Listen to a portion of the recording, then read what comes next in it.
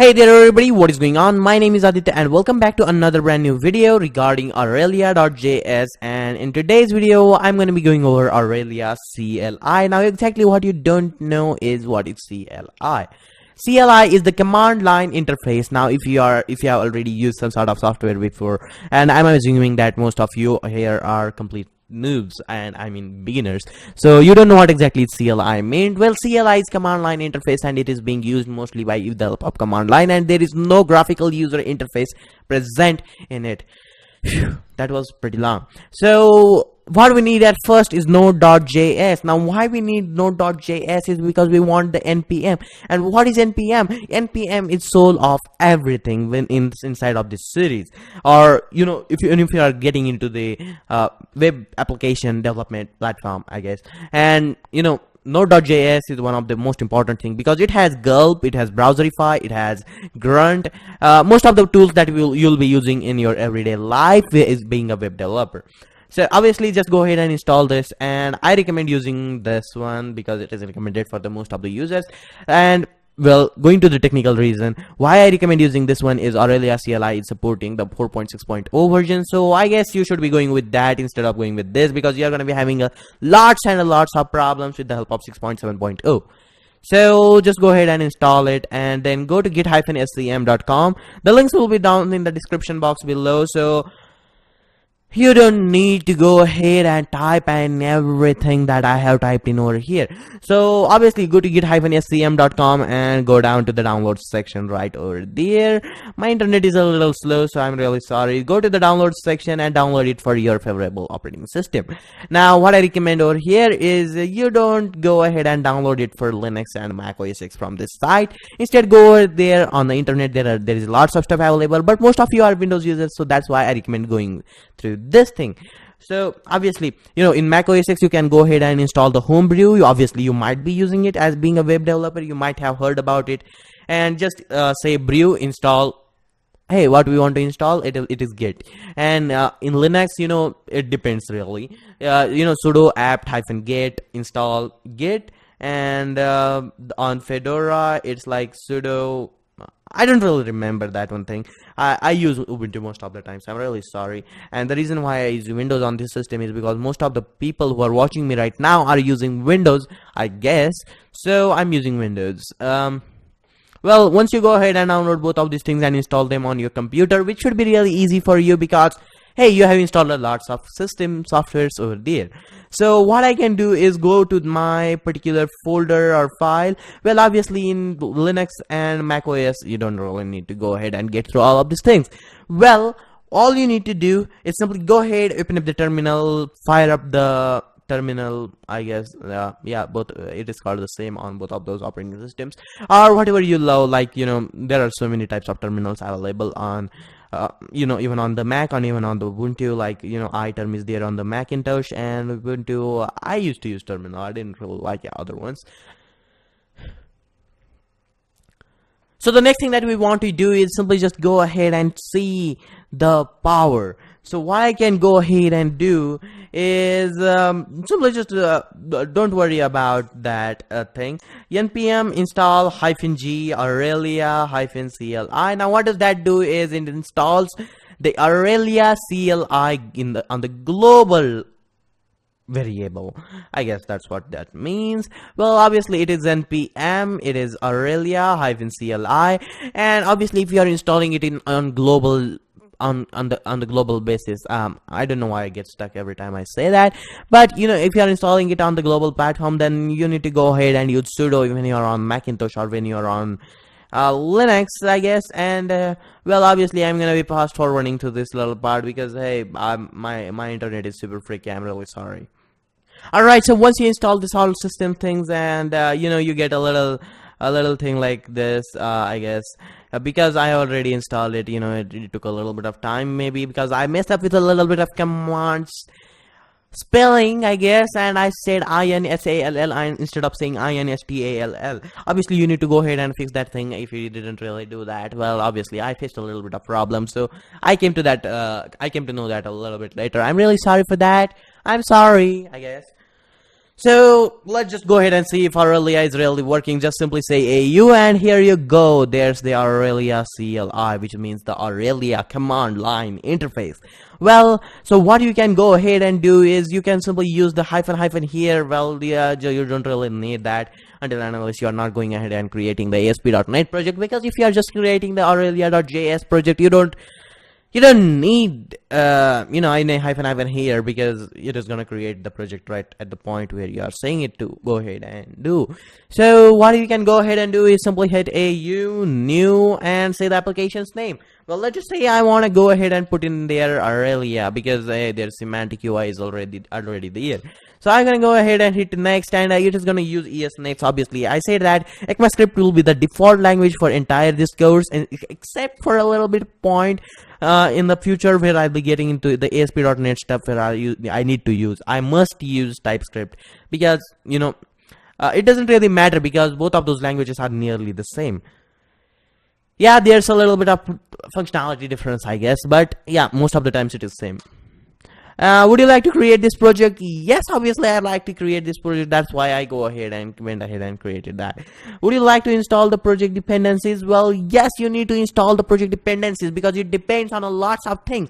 Well, there's Karma. Karma is a unit testing software which is being used by Aurelia.js. Well, obviously you should know that thing.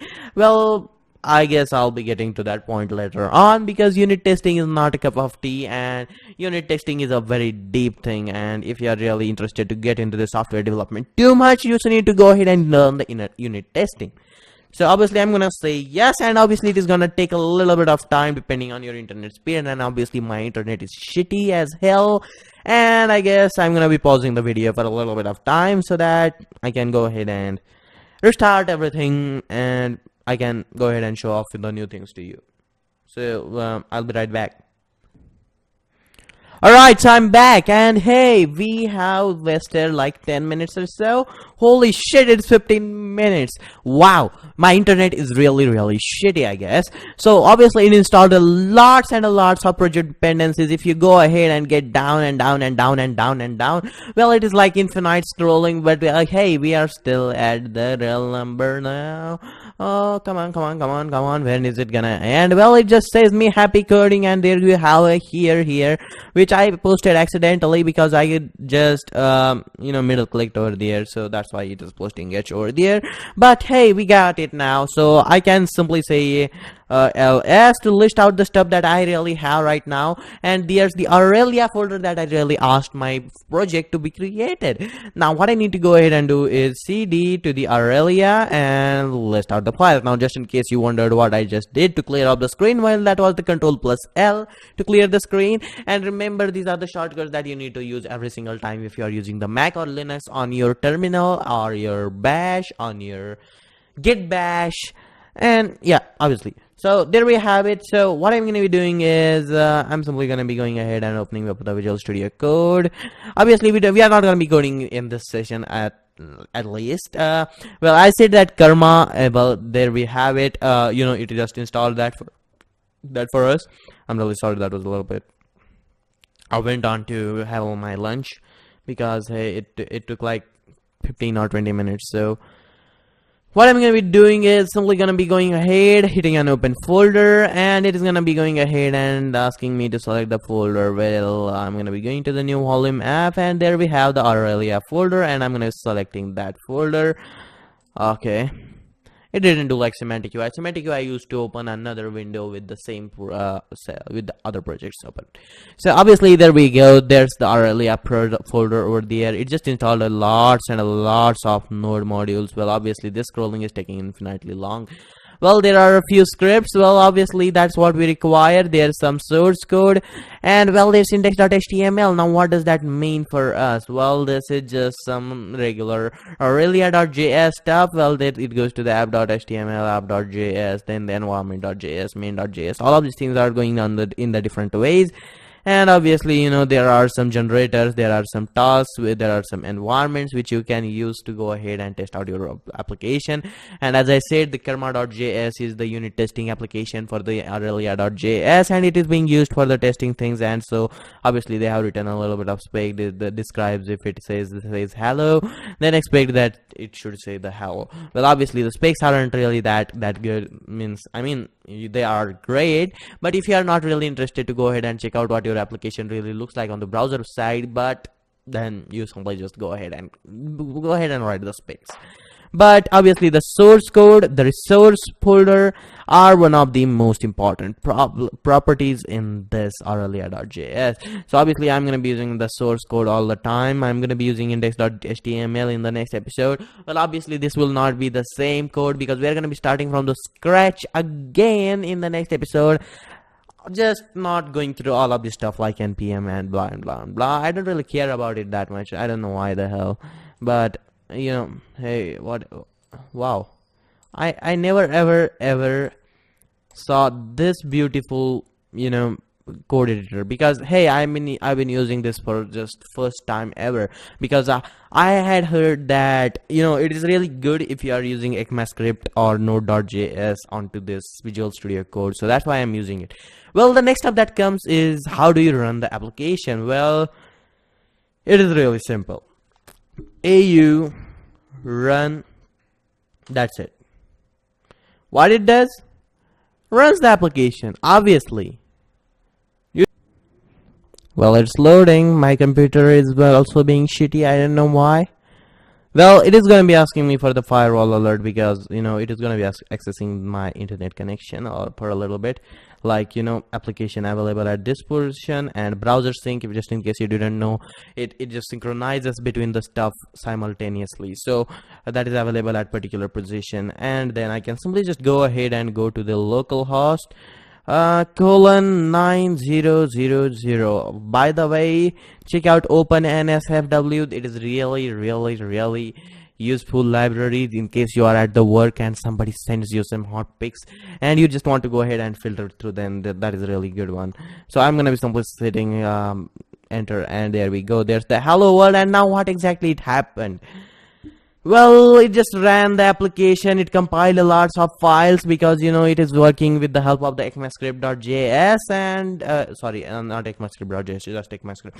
But it just went ahead and tried to go through all of these things, and it went to the main.js. Then it went through all of these things like Aurelia testing, then Aurelia development function.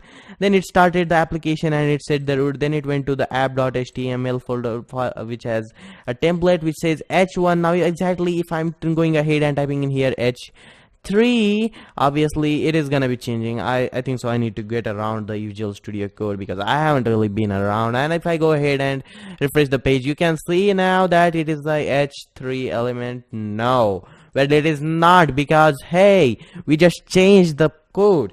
But what exactly is happening right over here? Well, it has just ran the application. It has compiled all of the code just for once and all, and then it is simply just looking forward for something to happen. But obviously, if anything takes place, it's not going to be noticing that, because it is not going to be compiling that same thing over and over and over again.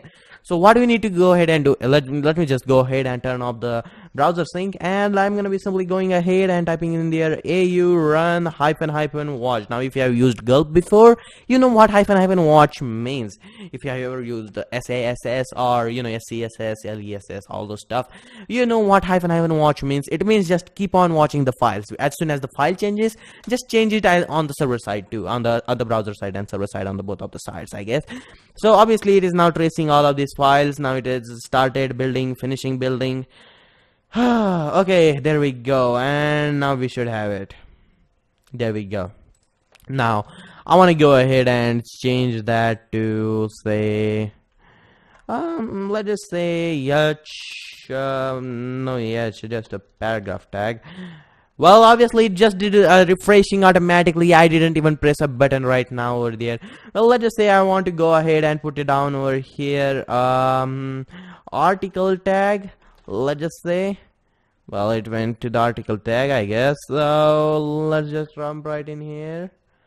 body. Yes, it went to the article tag. So obviously that makes a sense for you. You need to go ahead and use hyphen watch every single time you want to go ahead and run that application continuously onto your screen, and you want to go ahead and refresh it automatically for you. Well, obviously, I'm not doing any of the changes in here. Like, I'm just leaving it like that. And let's just say I want it to be bold. As soon as I hit Control S, it automatically refreshed the page right over here, and it said connected to the browser sync. In case you didn't notice that, because hey, the frames are gonna be a little bit slow, so maybe some frames may be dropped. So obviously that is it for the today's video, guys. So I hope you learned about the Aurelia CLI.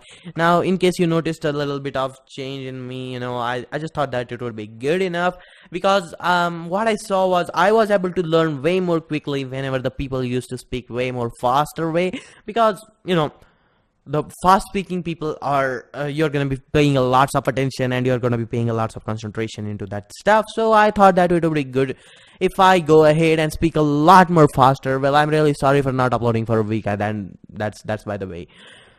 And my future plans are like, semantic UI and even some other stuff, which includes I guess ECMAScript and Laravel for the next few episodes.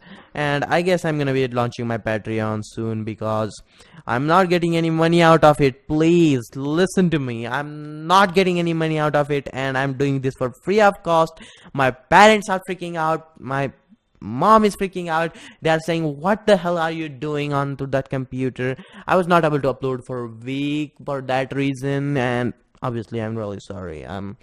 I'm just sorry. Well, I love teaching people for the free of course. That's why I don't charge anyone for the stuff that I go ahead and put. And in case you did notice a little bit of change in there, but in between of the video, well, I was just browsing through a few websites. I was eating my food, and those 15 minutes were just kind of jerky, and you can see how much time, like 35 minutes I have been recording this stuff. So thank you guys so much for watching this video. Now I'm gonna put like my not hour, like it might take like half an hour or 1 hour to go ahead and edit this video out. So thank you guys so much for watching this video. If you love this video, just slap that like button and press that subscribe button if you want to see the further updates from the Aurelia.js series. And by the way, peace out.